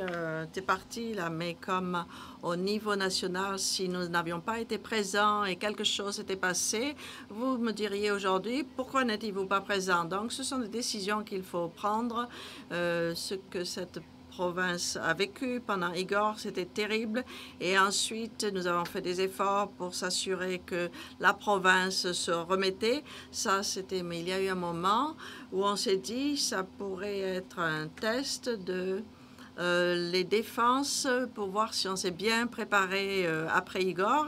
Et c'était ce qu'on voulait faire. Et donc, j'étais contente de venir ici et d'attendre et voir que Leslie n'était pas aussi pire qu'on l'avait prévu. Donc, bravo pour cet organisme qui a pris la décision d'aller voir plutôt que de ne pas avoir. Du point de vue local, quand vous avez un tel événement, disons, si quelqu'un comme Adrienne en calibre y est, quand Igor est arrivé, une femme qui s'appelle John Knox, qui est un producteur dans le terrain, elle est venue après. Et pour les gens dans le terrain, les Pitts et les autres dans cette salle, les autres qui étaient là avec les zones de désastre, avoir cette expérience de quelqu'un de cette expérience qui avait été autour du monde, et qui vous donne un peu de direction et de soutien. C'est quelque chose de sans valeur. C'est très important. Et c'est une intégration verticale. Et les grands viennent ici nous aider quand on a besoin. Et nous valorisons beaucoup cela. Non, inaudible. Non. Encore une autre question, peut-être, monsieur?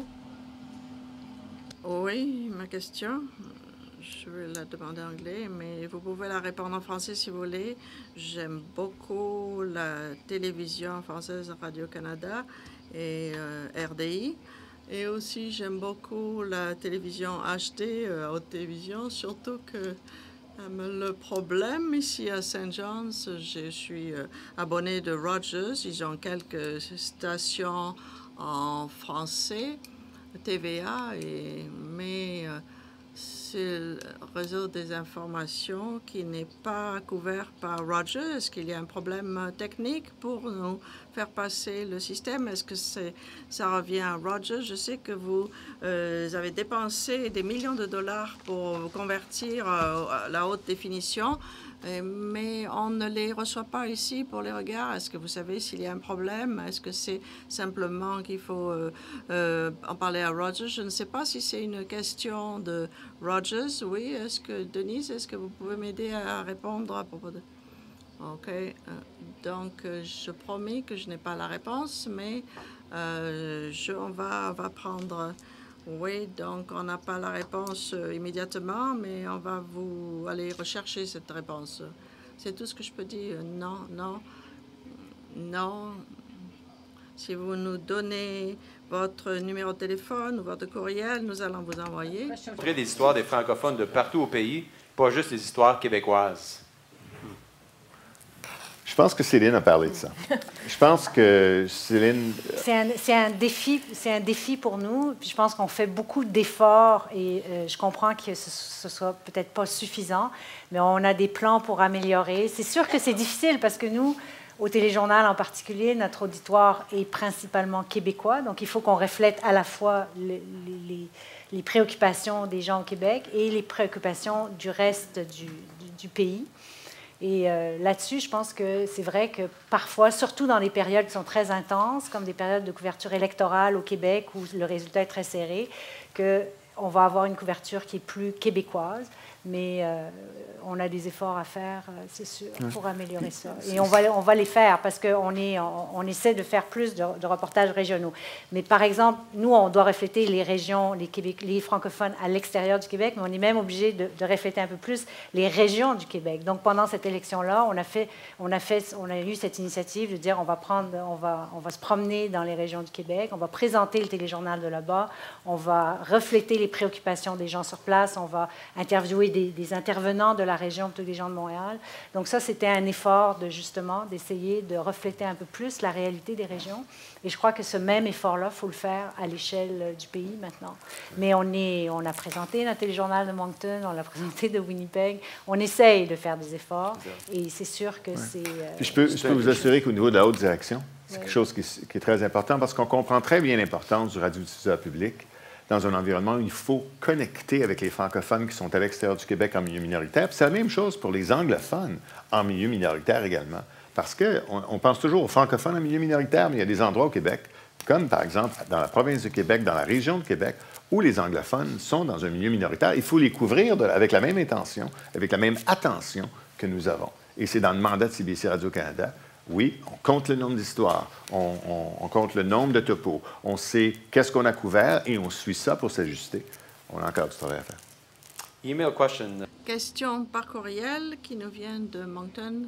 Que dites-vous à ceux qui disent que vous n'êtes pas responsable envers les Canadiens? On va revenir à la deuxième. Oui, nous sommes responsables à plein de choses.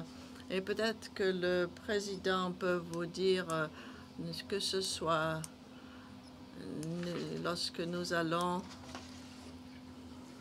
nous présentons au comité du Sénat, nous présentons notre plan de société, notre rapport annuel, Nous avons publié plus de 1000 pages sur des demandes de l'accès à l'information. Il y en a 30 000 sur notre site web. Des questions que nous demandons et nous avons amélioré le temps de réponse et nous sommes vraiment très bons maintenant. La transparence, comme disait Suzanne, on vous montrera les résultats après le premier trimestre. Nous pouvons faire des rapports trimestriels, donc vous pouvez suivre notre citation fiduciaire. Et ça, c'est seulement du point de vue de des gestionnaires et le conseil d'administration, c'est autre chose. Mais on pense que dans les 4 dernières années, on a fait beaucoup pour être plus transparent. Il y a toujours des questions qui sont privées, qu'on doit garder. Mais je pense qu'on essaie de répondre à 100 des questions. En fait, le mandat qu'on donne aux gens du légal qui répondent à ces questions-là, c'est de répondre à toutes les questions. On a l'obligation de répondre à toutes les questions. Maintenant, il y en a qu'on ne peut pas, pour toutes sortes de raisons qui sont de termes privés ou de compétitivité. Mais à 99 ou 98 des questions, on veut répondre et on va répondre. C'est ça qu'on souhaite faire. On veut être le plus transparent possible, les états financiers, donner le plus d'informations pour montrer aux Canadiens comment on se comporte bien comme citoyen. And we like the fact that this is the accountability piece. Oui, nous aimons le fait que le 19 novembre, nous allons nous présenter au CRTC. Vous devriez voir l'information que nous allons présenter et demander des commentaires. On va aussi beaucoup regarder et lire nos sites Internet qui donnent énormément d'informations. Des fois, même moi, je consulte le site pour connaître une réponse à une question que j'ai avant de la demander à l'équipe de management. Et je trouve souvent l'information sur le site. Il y a beaucoup d'informations. Qui est très complet. Oui, je vous invite à examiner les rapports trimestriels, ce sont vos rapports. Moi, j'ai touché sur les informations financières, mais il y a beaucoup plus dedans. On parle de nos objectifs, de comment on fait, disons, questions de rendement contre les indicateurs clés. C'est vraiment une très bonne source de renseignements, d'informations qui est mise à jour tous les 3 mois. Encore une dernière chose, parce que vraiment, c'est quelque chose de l'imputabilité.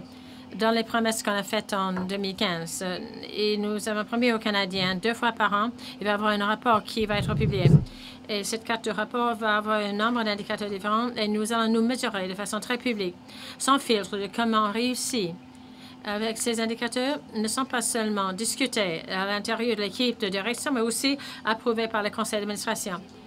C'est notre bulletin, sa carte de rapport. Et j'espère que les Canadiens vont nous juger d'après ce que nous affichons et que nous y mettons quelquefois toutes les différences entre là où on voulait être, les buts, et là où on est actuellement sont expliqués. Quelquefois, nous échouons. Quelquefois, nous réussissons. Quelquefois, nous allons au-delà de tout cela. Mais si vous voulez comprendre comment on gère la société et comment on nous met devant les autres pour savoir ce qui arrive, vous allez recevoir 2 fois par an bien énoncé dans notre rapport public. We're going to continue to... Des années, on trouve d'autres métriques qu'on veut exposer aux Canadiens. On va les rajouter sur notre bulletin. Thank you. Thanks to John for the question. We've got a video question. We'll go to... Pour la question, nous avons une question vidéo, encore une fois.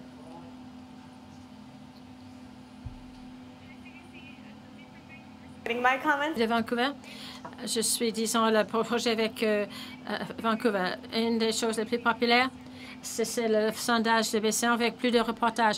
90% qui ont pris le sondage avaient donné cette idée. Plus d'étoiles, on veut que le CBC couvre des histoires non rapportées et que ces événements importants soient mis au public. Je suis responsable de communication de ceux qui présentent, disons, les intérêts de ceux, non, qui est, disons, imputable à l'industrie, et une analyse que le CBC peut être leader dans le reportage des événements actuels. Non, inaudible. Et puis, disponible en ligne. Tout cela peut. Ma question, comment est-ce que la CBC va nous amener à l'âge numérique en reportant de façon plus courageuse et s'engager les citoyens dans le processus? C'est David qui va répondre, je pense. Oui, si c'est possible. J'ai vu 2 choses. On parle de courage, on parle de numérique et on parle des médias sociaux. Le courage. Vous avez entendu Céline dire qu'elle a décidé de parler d'une histoire qui venait d'Afrique et qui essayait de... vous avez entendu Adrienne essayer de mettre à défi notre façon de penser. Lorsqu'on a fait sur la construction, l'industrie de la construction, ce n'était pas très populaire et il y a plusieurs personnes qui ont été secouées par cela. Je pourrais continuer certaines choses que je vois sur Marketplace. Il faut s'assurer que les produits sont vraiment ce qu'ils déclarent être. Donc, le courage, ça, c'est vraiment important dans notre ville. Ce qui est numérique, c'est la troisième partie de notre plan numérique. Nous allons devenir encore plus numérique. C'est ce qui signifie qu'en 2015, nous allons investir 5% de notre budget, jusqu'à 5% de notre budget pour le côté technique du numérique. Et lorsqu'on parle des journalistes courageux, selon les personnes, c'est interprété de façon différente. On dit oui, pourquoi vous ne faites pas un peu plus de journalisme de telle ou telle chose? Et puis, donc, on nous demande de faire différentes choses et après avoir négocié, ce sont des négociations, mais je pense qu'on n'est pas toujours, on va être jamais, on va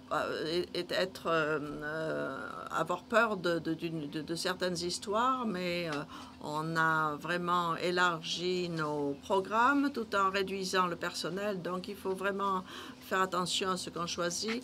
On a certaines priorités ici à Terre-Neuve-Labrador. On a gagné les prix au Canada Atlantique pour nos reportages, donc je pense qu'on n'a pas peur de faire ce genre de reportage, mais il faudrait peut-être trouver un moyen différent de le faire parce que ça change. Oui, on pourrait discuter pendant une demi-heure sur le courage des reporters, mais je vois que le temps fuit. Merci. Je suis, disons, vraiment adonnée à la CBC et heureux depuis un nombre d'années. Quand vous vivez ici, à certains moments, il y a l'essence prévalente de ne pas avoir de pouvoir, d'être impuissant, de ne pas pouvoir influencer ce qui arrive à Ottawa, par exemple. Moi, j'aimerais savoir jusqu'à quel point la CBC est autonome en ce qui concerne la politique de ce pays. Comment est-ce qu'on peut risquer, n'est-ce pas, de jouer contre ce qui arrive? Quelques ministres semblent, disons, bien beaucoup faire plus. Jusqu'à quel point est-ce qu'on est autonome et indépendant en ce qui concerne le contenu politique dans ce pays? Si c'est vraiment une station de radio autonome et indépendante?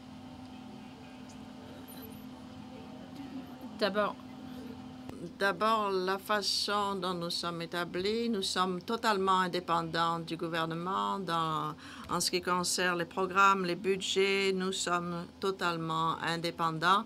Ils ne peuvent pas intervenir ou interférer. Je n'ai jamais pensé qu'ils allaient intervenir. Il y a un mur que vous pouvez imaginer, et les deux côtés, la CBC et le gouvernement, respectent cette barrière. C'est ce que je pense. Je vais ajouter auquel il fait référence, ces questions à longueur de bras, c'était ces relations qui existent depuis toujours, même si un de nos concurrents nous disons que le télédiffuseur de l'État, on est vraiment le télédiffuseur public. Il n'a jamais été dans mes 5 ans ici une situation, un ministre ou quelqu'un a pris le téléphone et essayé d'influencer une histoire ou quoi qu'il arrive. Alors oui, on a des conversations au sujet du budget. Oui, dans ces conversations, quand il arrive constamment, oui, on nous appelle pour peut-être, disons, être là devant les audiences de différents comités, si c'est le patrimoine ou les finances ou les langues, l'official languages, c'est simplement être imputable. Et les directeurs qui sont ici sont nommés, une fois nommés, disons, alors sur le conseil, je suis sûre que le président pourrait dire cela. Encore une fois, ils ne sont plus. Ils n'ont pas de responsabilité envers Ottawa, c'est à nous et disons aux directeurs d'équipe. On est coupé dès ce moment. Ils savent quelles sont les règles, quelles sont les obligations d'être directeur dans une telle entreprise. Alors, un peu de couverture aussi. Le gouvernement ne joue pas du tout. Ce n'est pas vraiment le d'enjeu, c'est plutôt les affaires. C'est la communauté des affaires qui essaye peut-être indirectement de faire des pressions, d'exercer des pressions. Il y a certaines sociétés qui vont, mais c'est là où je travaille, oui, c'est peut-être plus évident que dans d'autres domaines, mais même comme ça, c'est si vous regardez les 30 années passées, tous les gouvernements qui c'est qui est, peu importe qui est au pouvoir, nous sommes toujours là.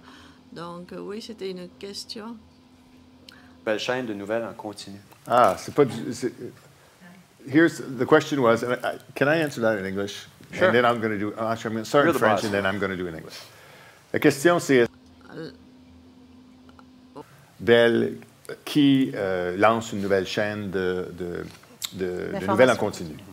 On est absolument contre l'idée de prendre les bénéfices qui viennent obligatoirement dans le cadre d'une transaction, de prendre ces argents-là de bénéfices et d'utiliser ces argents-là pour venir financer la nouvelle chaîne. De la même façon que nous, on ne peut pas prendre nos subventions gouvernementales pour venir financer RDI, qui est une entité complètement différente. Ça ne s'est jamais fait dans l'histoire, prendre ce qu'on appelle benefits money pour venir financer une chaîne de nouvelles en continu. So that's why people are saying, why did you intervene on the Bell? Pourquoi vous n'êtes pas intervenu dans cette question Bell? On n'allait pas le faire avec la transaction et nous, on n'intervenait pas officiellement jusqu'au moment où Bell avait dit, oui, on va prendre certains de cet argent davantage. On va commencer cette chaîne à travers le pays, ce réseau de nouvelles en français. Et ça va faire concurrence avec vous. Non, on n'a aucun problème avec la concurrence. Je crois bien que ça marche. Mais il faut jouer d'après les règles. On ne peut pas utiliser le financement, donner pas les avantages.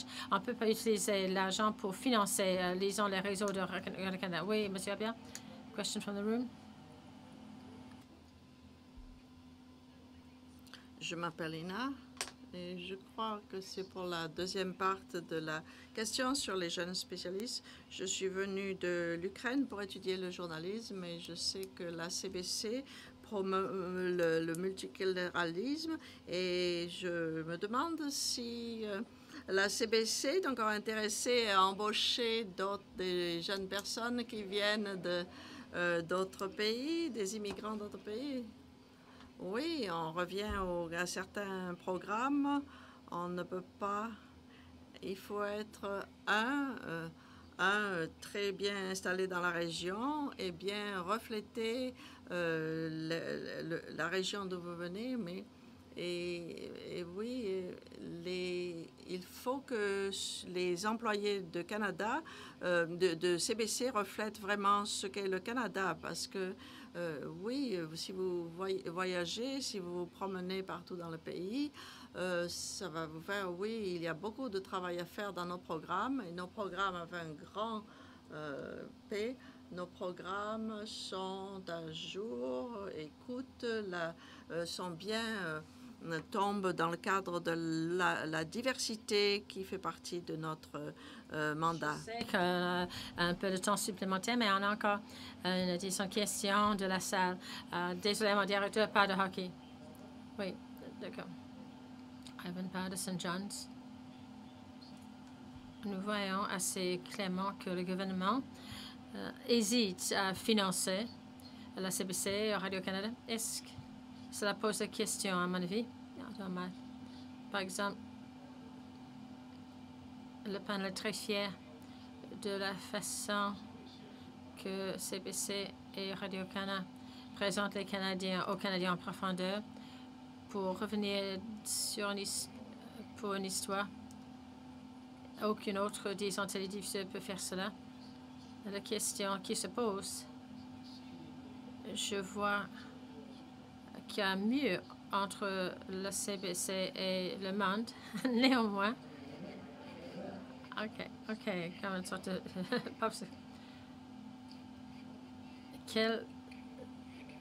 Qu'est-ce que le gouvernement aimerait que vous fassiez? En d'autres mots, il vous finance sans vraiment vouloir le faire. Vous présente les Canadiens aux Canadiens comme il faut, oui, avec une profondeur convenable. Est-ce qu'ils aiment que vous le fassiez ou est-ce qu'ils préfèrent que vous disparaissiez? La question. Oui. C'est comme ça que ça va. D'abord, on a certaines déontologies, disons, de diffusion. C'est une chose qu'il faut qu'on fasse pour répondre aux attentes canadiennes. Cette question de financement a été réduite. Oui, à la fin de 2015, moins de 60% de notre financement va venir du gouvernement. Ce que ça veut dire, c'est que à travers nos propres activités, il va trouver de nouvelles sources de financement pour continuer à apporter les services. C'est un grand changement d'à peu près 70%, disons jusqu'au moins de 50, peut-être 58%. Alors, nous, comme exemple, quand nous, comme équipe de gestion-direction avec l'accord, disons, directeur du Conseil, que le plan stratégique de 2015 serait la façon de faire pour les prochaines années.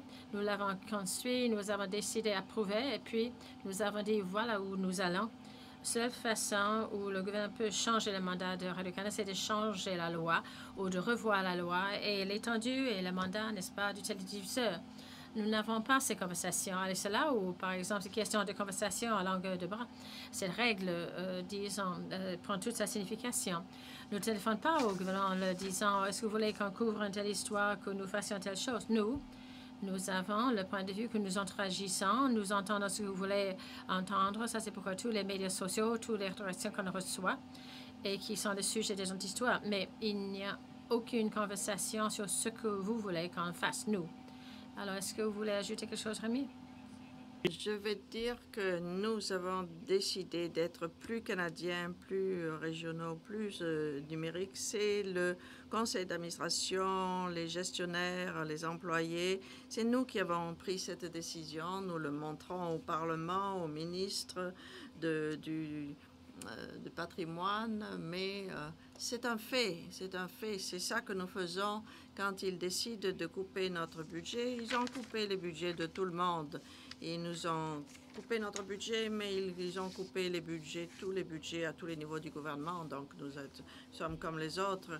Et je suis d'accord avec certains d'entre vous qui disent tous les gouvernements détestent la CBC parce que c'est un organisme qui va chercher, poser des questions et les politiciens n'aiment pas toujours qu'on leur pose certaines questions, qui les mettent mal à l'aise, mais c'est ce que nous faisons et nous représentons les Canadiens.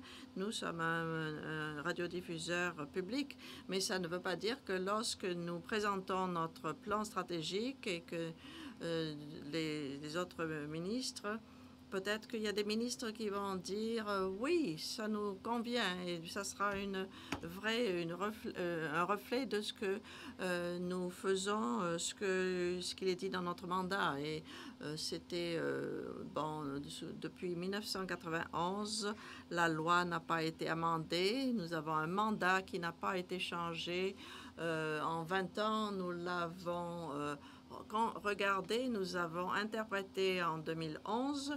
C'est là que nous avons avancé. Nous avons essayé d'interpréter ce que signifiait cette loi pour qu'on devienne plus vibrant, plus vivant et plus connecté. Et c'est ce que on propose dans la stratégie 2015.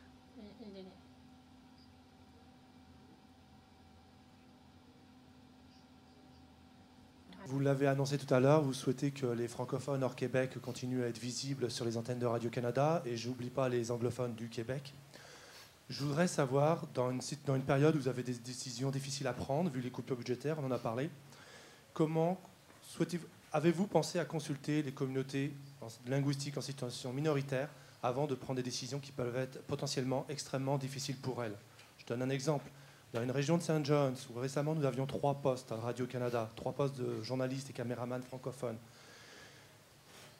Si on retire 1 ou 2 postes, comme c'est le cas au jour d'aujourd'hui, c'est dramatique. C'est certainement difficile à Montréal, mais dans les provinces hors Québec, c'est une catastrophe. Je pense aussi à nos collègues anglophones qui doivent vivre également les mêmes inquiétudes. Donc je souhaite savoir si vous avez une politique en termes de communication et de consultation des communautés linguistiques officielles en situation minoritaire.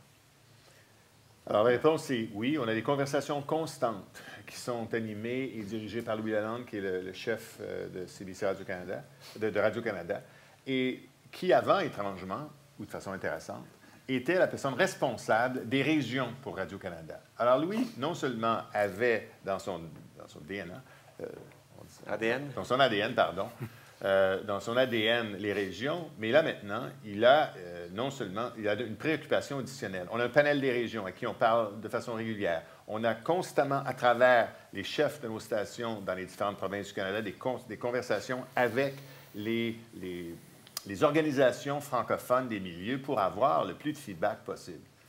Alors, nos connexions sont constantes, sont souvent organisées, presque statutaires, et c'est l'objectif parce que ce serait impossible pour nous de pouvoir décider nous-mêmes, à partir de, je ne sais pas moi, de la haute direction, qu'est-ce qui fait du sens pour une région ou une autre, pour l'Acadie ou pour les gens à St. John's ou à Regina, les francophones. Merci beaucoup. So that's the end of our question period. C'est la fin de la période de questions. Merci beaucoup à notre panel et à notre équipe de direction.